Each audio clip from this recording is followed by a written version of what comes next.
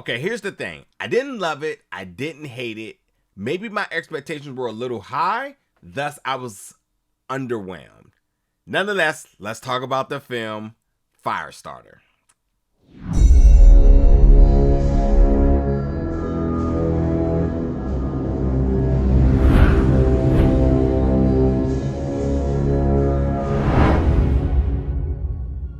What's up, folks, and welcome back to the channel today for another review. And today we're going to be reviewing the film Firestarter, which is available now on Peacock, or you can check it out in theaters. So this film, Firestarter, is this new, updated, I guess we can go as far as saying the new adaptation of the original Stephen King masterpiece, Firestarter, which came out in 1984. Here's the thing. I have not seen the original, but if Stephen King's name is attached to something, you, pretty much like me, are going to have interest. I mean, you know, that's just the reputation that he's built for himself. If his name is attached to something, you're absolutely going to want to be interested. And then with this film being popular, you know, calling the original film a masterpiece definitely raised their expectations for me. Then when you kind of read about the premise of this film, you're like, yeah, superhero film, very popular. So there's a lot of reasons as to why a lot of people's expectations should be high on this film. But I was a little bit underwhelmed. But before I get to that, I do want to say that although I have not seen the 1984 version, you can absolutely tell that this film tries to stay true to the nostalgia, because when you watch this film, it feels like a 1980 film. And by that, I mean like sort of like how the flow of the film is, the title screen, the score, you know, just a lot of things that you look at this, you say, yeah, this feels like a traditional 1980 film. Even some of the tropes that they use, you know, in some of the very traditional thrillers of that time, or you can even go as far as saying some of the horror films of that time. This film absolutely nails those tropes. So like when you watch the film, you can clearly tell that there are callbacks to other things, or references to other things, not callbacks, and paying homage to that era and to the original, because like at a part you're just kind of like, you know, movies have progressed so much since that time, so it's easy to say like, yeah, you know, once upon a time this would have been absolutely fantastic, but since we've just come so far, that's what I'm saying, like I'm a little bit underwhelmed, because you would expect more above and beyond. And maybe that's just me personally, but you know, or if you're just looking for that classic old school feel, then I think you're going to be totally satisfied. With that being said, the cast, first off, before we actually get into it, Kiera Armstrong plays Charlie, our main character in this film. I think she does a very good job. You know, I don't think the script was good for anybody. I think some of the dialogue was kind of campy, and kind of corny at times, but I thought she really held her own in really bringing the character Charlie to life. We'll talk about it in a little bit more. Zac Efron, I'm a huge fan. Anything he's in, I'm absolutely going to check it out. I thought he did a fantastic job as Andy, alongside of Sydney Lemmon, who plays Vicky, husband and wife, who are protecting their daughter Charlie. My issue between the three of them is that I've really never felt the continuity between the three of them, especially with Andy and Charlie. Like when he was in sole possession of Charlie and wanting to make sure to take care of her and protect her, I was never really convinced. I actually was never really convinced that anybody was actually worried about their safety. You know, I just kind of feel like they were just kind of just going by the way with things and whatnot.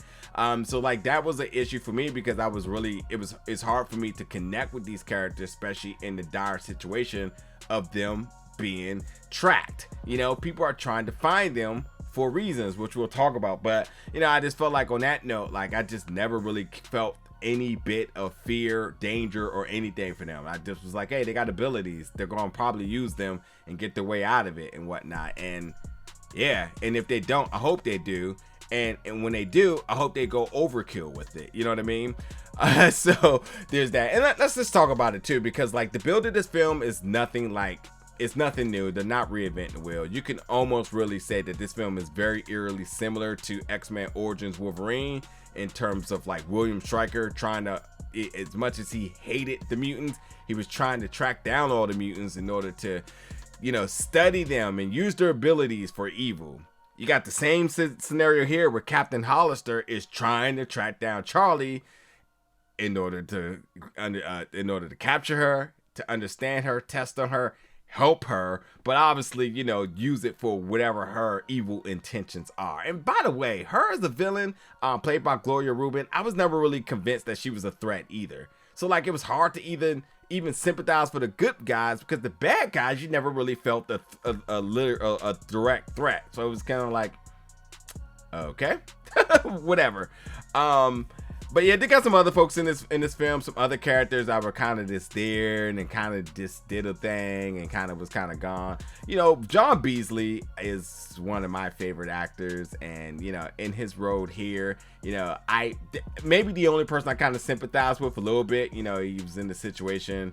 I played the part in this film, and for that minor part, I thought he did a fantastic job of standing out. But like, other than that, I was kind of like, okay, whatever. So like, to be honest, no really memorable characters actually besides Charlie, and that's because that was the main character and whatnot. Everybody else is just passing time. Like, even the mother was kind of just like afterthought after a while or whatever. But yeah, Charlie, because I feel like I haven't addressed this, Charlie powers are pyrokinetic.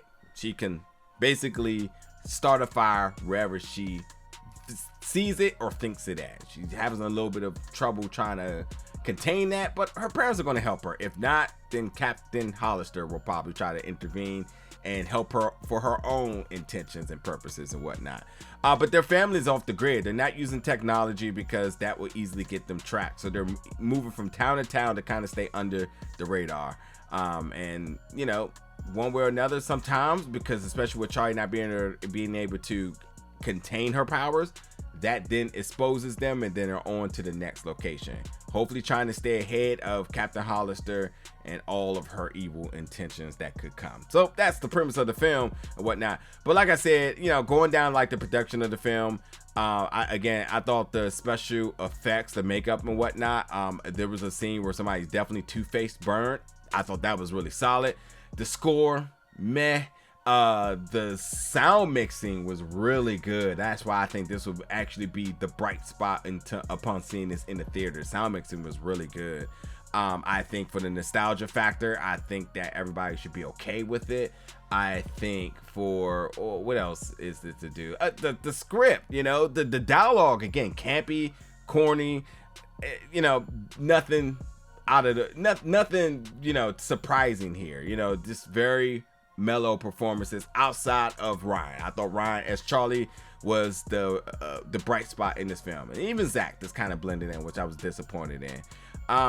But yeah, for it to be a thriller, again, I think it does pay homage to the original film, to that era of cinema, using a lot of those old school tropes and whatnot. The pacing of the film, even the conclusion of the film was kind of like, it's over, title screen and whatever. Typically how old school films were done and whatnot. So it's nothing to take away from Stephen King, but like, to think that this idea was the original idea was released in 1984, and that this genre is so popular where it is now, light years ahead of the time here, and the fact that you can still tell this story right now and it still seems relevant just shows you a testament to like the genius behind putting this together years ago. But now that it's coming real, I think it's more for nostalgia. I think that's really the purpose of this film. So again, I think it's a good streaming film. If you go see it in theaters, I think you won't be disappointed, especially if you were a lover of the first one. I think the sound is really going to kind of blow you away. But other than that, I mean, it's an okay film. I'm not mad at it. I didn't love it. I didn't hate it. Very C-ish, B-ish, mid-level type of film.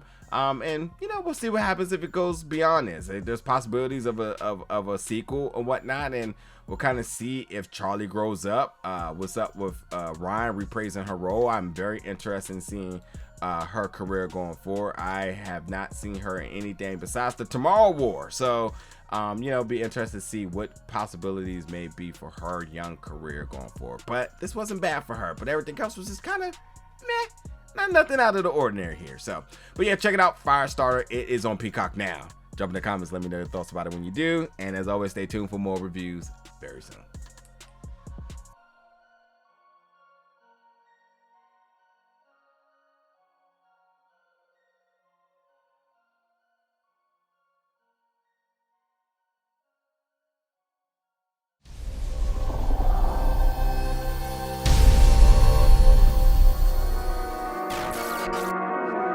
I keep